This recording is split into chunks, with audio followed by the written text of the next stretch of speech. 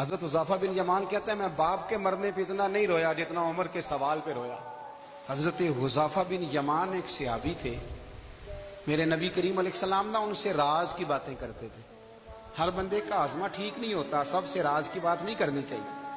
حضرت حذیفہ بن یمان کہتے ہیں حضور راز کی باتیں بتاتے ہیں۔ مدینہ منورہ میں جو منافقین تھے ان کی لسٹ بھی نبی پاک نے حضرت حذیفہ بن یمان کو دی تھی۔ جب کوئی مشکوک آدمی مر جاتا نا تو صحابہ کہتے ہیں ہم دیکھتے اگر حضرت حذیفہ نے جنازہ پڑھا ہے تو ہم بھی جنازہ پڑھ لیتے۔ نبی پاک نے بھی کچھ جنازے نہیں پڑھے، ترمذی میں ہے، فرمایا عثمان سے جو بغض رکھے اس کا جنازہ نہیں پڑھیں گے۔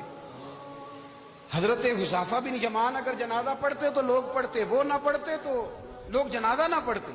حضرت حذیفہ بن یمان کہتے ہیں جناب عمر فاروق کی خلافت کے آخری ایام تھے، کچھ دنوں کے بعد وہ شہید ہو گئے۔ فرماتے آدھی رات کا وقت تھا، میں گھر میں سویا تھا بڑا بے فکر، اچانک میرے دروازے پہ دستک ہوئی، میں گھبرا کے اٹھا، اتنی رات کو کون آیا؟ کہتے ہیں قربان جاؤں، دروازے پہ گیا تو امیر المومنین فاروق اعظم دروازے پہ۔ میں نے کہا عمر کوئی حکم تھا تو مجھے بلا لیتے۔ کہنے لگے میں نا امیر بن کے نہیں آیا، تیرا ویر بن کے آیا ہوں۔ امیر المومنین کی حیثیت سے سرکاری کام سے بلاتا تو وہاں بلاتا، مجھے ایک ذاتی کام پڑ گیا۔ کہتے ہیں میں نے عمر کو گھر کی اندر بلا کے چارپائی پہ بٹھایا، میں نے کہا حضور میں غریب آدمی، میں کیا آپ کے کام آ سکتا ہوں؟ تو کہتے ہیں انہوں نے نا مجھے ساتھ بٹھا لیا، پھر میرا ہاتھ پکڑ لیا، کہنے لگے تو عمر کو جانتا ہے؟ عمر جھوٹ نہیں بولتا، تو جانتا ہے عمر وعدوں کا پکا ہے؟ کہا حضور جانتا ہوں۔ کہا میں اس وقت آیا ہوں جب دیکھ بھی کوئی نہیں رہا۔ حضرت حذیفہ بن یمان کہتے ہیں پریشان ہو گیا، حضور پہلیاں نہ بجھوائے، مہربانی کر بتائیں کدھر آئے ہیں؟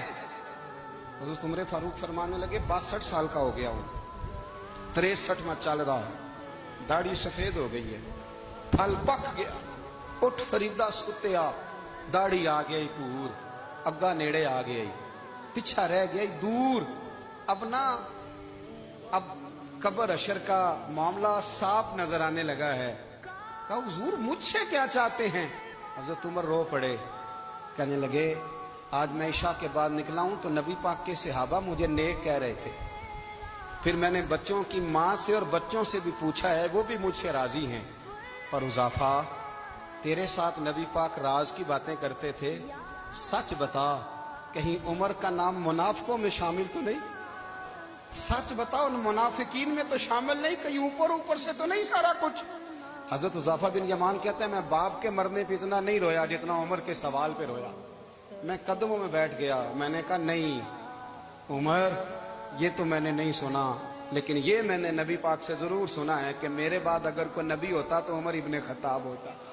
یہ میں نے اپنے کانوں سے سنا ہے کہ عمر جس گلی سے گزرے شیطان رستہ بدل جاتا ہے۔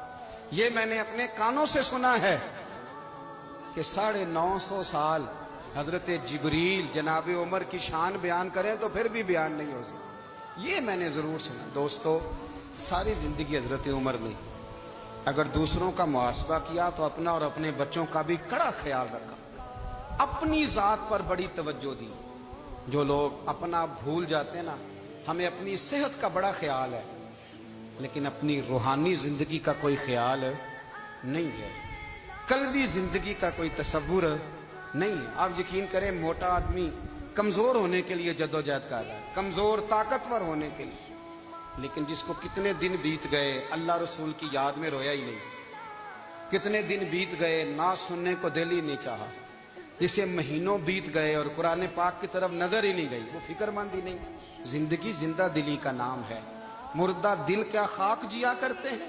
بھائی حضرت عمر کی زندگی دور حاضر میں ہمیں یہ سبق دیتی ہے کہ کڑی نگرانی رکھو اپنے پودوں کی، کڑا خیال رکھو اپنے ذاتی باغ کا، اور یہ جو تمہارے دل کی دنیا ہے یہ تمہاری روح کی زندگی ہے، اس کا محاسبہ کرتے رہو۔